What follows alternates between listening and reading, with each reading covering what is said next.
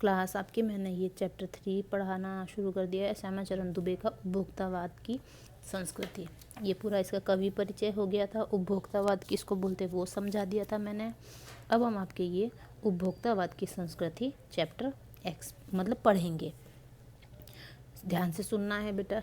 आपके पास अब अगर आपको वीडियो क्लियर नहीं दिख रहा है तो आप अपनी मतलब एक बार सुन लेना, फिर बुक से रीडिंग कर लेना।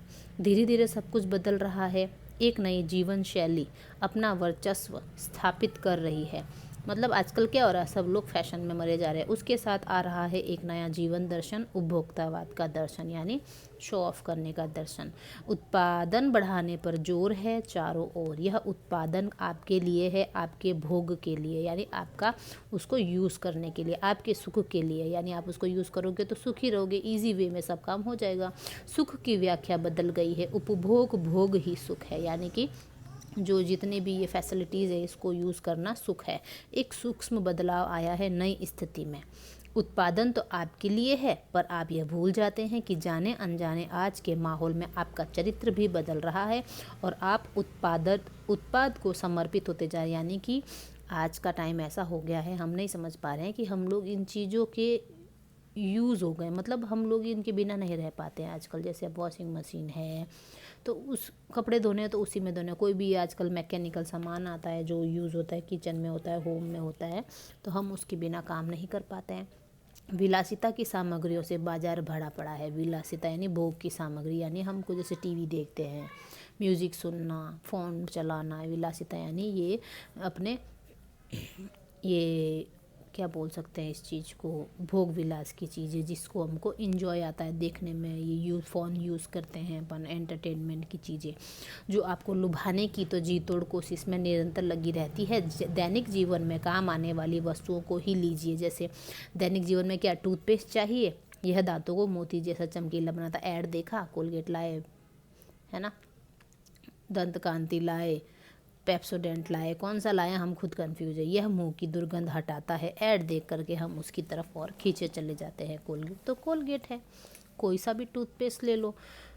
अब उसमें क्या है, ऐड हमको ऐसे देखने को मिलता है कि हमको वो मजबूर कर देते कि हम अब पेप्सोडेंट लाएं या कोलगेट लाएं, वो ऐड हमको उसकी तरफ खींचा चले ले जाते हैं।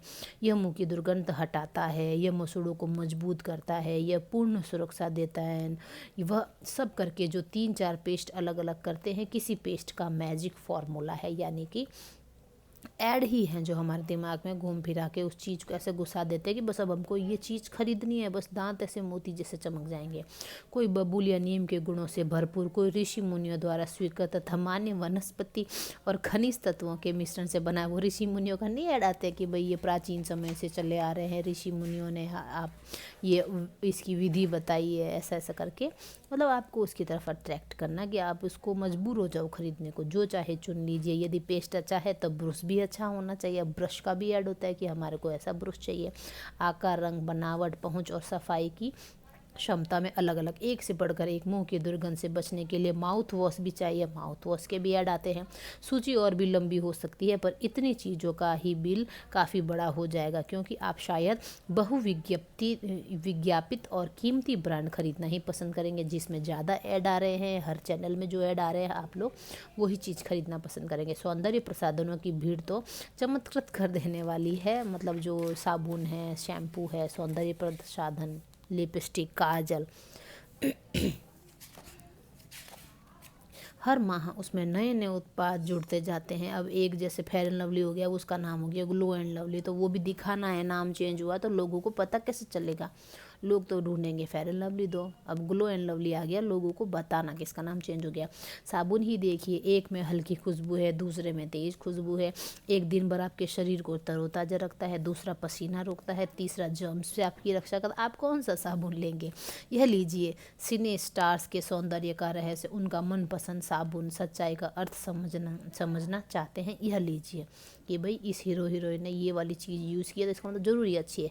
शरीर को पवित्र रखना चाहते हैं तो यह लीजिए। शुद्ध गंगा जल में बनी साबुन, चमड़ी को नरम रखने के लिए यह लीजिए। महंगी है पर आपके सौंदर्य में निखार ला देगी।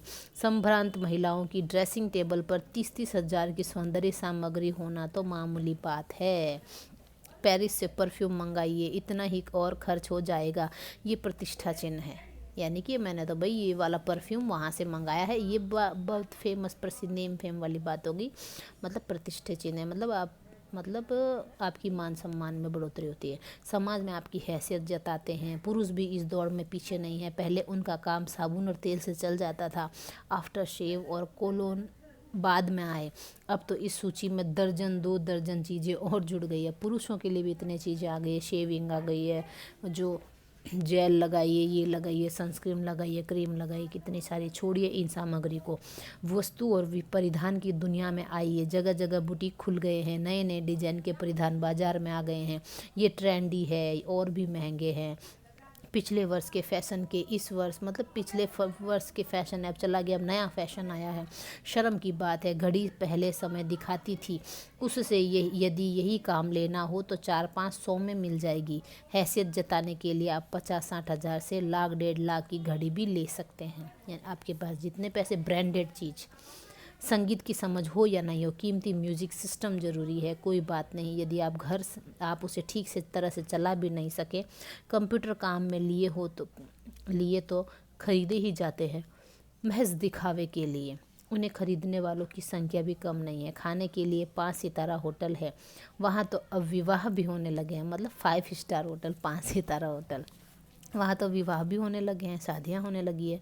बीमार पड़ने पर 5 सितारा अस्पतालों में आइए, 5 स्टार हॉस्पिटल्स भी हैं। सुख सुविधाओं और लंबे इलाज के अतिरिक्त यह अनुभव काफ़ी समय तक चर्चा का विषय भी रहेगा। पढ़ाई के लिए 5 सितारा पब्लिक स्कूल है, 5 स्टार स्कूल्स भी है। शीघ्र ही शायद कॉलेज और यूनिवर्सिटी भी बन जाएं शायद। भारत में तो यह स्थिति अभी नहीं आई है, पर अमेरिका और यूरोप में कुछ देशों में आप मरने के पहले ही अपने अंतिम संस्कार और अनंत विश्राम का प्रबंध भी कर सकते हैं। एक कीमत पर, एक आपको कीमत चुकानी होगी। आपकी कब्र के आसपास सदा हरी घास होगी, मन चाहे फूल होंगे, चाहे तो वहाँ फव्वारे होंगे, मंद ध्वनि के निरंतर संगीत भी होंगे।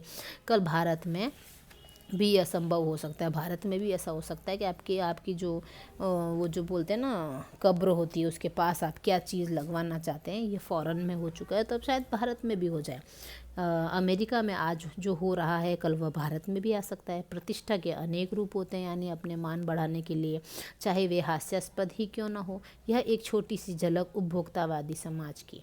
यह विशिष्ट जन का समाज है, पर सामान्य जन भी इसे ललचाए निगाहों से देखते हैं। जो ब्रांडेड चीज़ें जो लोग यूज़ करते हैं, वो दूसरे, वो जो मिडिल क्लास फैमिली है, वो उनको देख के ललचाती है कि काश हमारे पास भी ये होता। अब जैसे अपन ओडी देख लेते हैं, तो मन होता है ना, वाह ओडी, आईफोन देख ले, आहा आईफोन, काश मेरे पास भी हो, मैं भी लूँगा, बड़ा होऊंगा। जब ऐसे होता है ना, दूसरों की चीज़ें देख के, ब्रांडेड चीज़ें देख के हमारा मन भी ललचा जाता है। उनकी दृष्टि में एक विज्ञापन की भाषा में यही है राइट चॉइस बेबी। आहा, आता ना ऐड,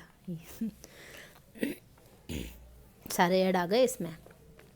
अब विषय के गंभीर पक्ष की ओर आए। इस उपभोक्ता संस्कृति का विकास भारत में क्यों हो रहा है? सामंती संस्कृति के तत्व भारत में पहले भी रहे हैं। उपभोक्तावाद इस संस्कृति से जुड़ा रहा है। आज सामंत बदल गए, सामंती संस्कृति का मुहावरा बदल गया।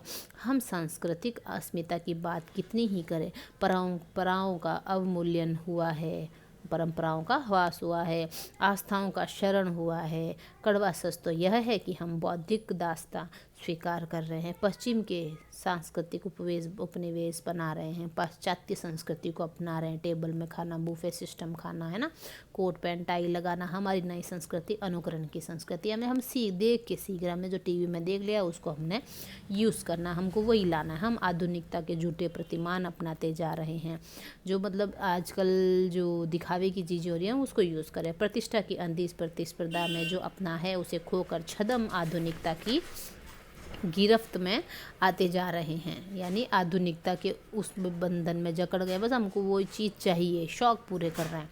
संस्कृति की नियंत्रक शक्तियों के क्षीण हो जाने के कारण हम दिग्भ्रमित हो रहे हैं, हम भ्रम में जा रहे हैं। हमारा समाज ही अन्य निर्देशित होता जा रहा है। विज्ञापन और प्रसार के सूक्ष्म तंत्र हमारी मानसिकता बदल रहे हैं। छोटी छोटी चीज़ें हैं वो हमारी मेंटलिटी चेंज कर देती है। उनमें सम्मोहन की शक्ति है, वशीकरण की भी, यानी वो आदमी को इतना अपनी तरफ खींच लेती है कि जब तक वो खरीद के यूज़ नहीं करेगा उसको चैन नहीं आएगा। अंततः इस संस्कृति के फैलाव का परिणाम क्या होगा, यह गंभीर चिंता का विषय है। हमारे सीमित संसाधनों का घोर अपव्यय हो रहा है। जीवन की गुणवत्ता आलू के चिप्स से नहीं सुधरती है, न बहुविज्ञापित शीतल पेयों से यानी कोल्ड ड्रिंक वगैरह से, भले ही वे अंतर्राष्ट्रीय हो, पिज़्ज़ा और बर्गर कितने ही आधुनिक हो, है वे कूड़ा खाद्य, खाने योग्य नहीं है, बेकार है। समाज की में वर्गों की दूरी बढ़ रही है, यानी उससे कोई पौष्टिक आहार मिल रहा नहीं, वो हमारे शरीर को एक्स्ट्रा फैट ही देते हैं, मोटा ही बनाते हैं हमको। सामाजिक सरोकारों में कमी आ रही है, जीवन स्तर का यह बढ़ता अंतर आक्रोश और अशांति को जन्म दे रहा है। जैसे जैसे दिखावे की ये संस्कृति फैलेगी, सामाजिक अशांति भी बढ़ेगी। हमारी सांस्कृतिक अस्मिता का ह्रास हो ही रहा है। हम लक्ष्य भ्रम से भी पीड़ित हैं, हमारा जो लक्ष्य है उससे भी भ्रमित हो जाते हैं, मतलब उससे पिछड़ रहे हैं। हमारा एम क्या है वो भूल रहे हैं, विकास के विराट उद्देश्य पीछे हट रहे हैं। हम झूठी तुष्टि के तात्कालिक लक्ष्यों का पीछा कर रहे हैं, यानी झूठे भ्रम में जा रहे हैं। मर्यादाएं टूट रही है, छोटे छोटे कपड़े पहन रहे हैं, नैतिक मानदंड ढीले पड़ रहे हैं, कोई किसी का कहना नहीं मानता है। बड़े लोगों का व्यक्ति केंद्रिकता बढ़ रही है, प्राइवेसी चाहिए सबको, स्वार्थ परमार्थ पर हावी हो रहा है। हमको ये चीज़ लेनी है तो लेनी है, हम जिद करके लेंगे अपने पेरेंट्स से, लेकिन हमको मंगानी है। भोग की आकांक्षाएं आसमान को छू रही है, हमको अब आईफोन चाहिए, हमको ये चाहिए, ऐसे करके डिमांडें बढ़ रही है। कि किस बिंदु पर रुकेगी यह दौड़, आखिर कब रुकेगी?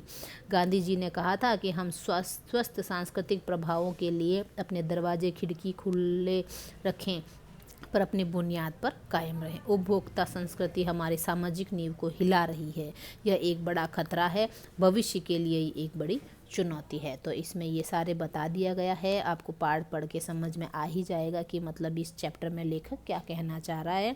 मतलब सब अपनी संस्कृति को भूल रहे हैं, पाश्चात्य संस्कृति को, विदेशी फॉरेन वाली फॉरेनर जैसे ब्रांडेड चीज़ें यूज़ करते हैं, टीवी में देख लिया वो ऐड हम लोग यूज़ कर रहे हैं। तो मतलब अपनी संस्कृति को मत खो, लोग छोटे छोटे कपड़े पहन रहे हैं, तो इससे क्या हो रहा है, भारतीय संस्कृति का ह्रास हो रहा है। तो ये चैप्टर आपको रीड करना अच्छे से, इसके नेक्स्ट वीडियो में क्वेश्चन आंसर बता दूंगी। ओके बेटा।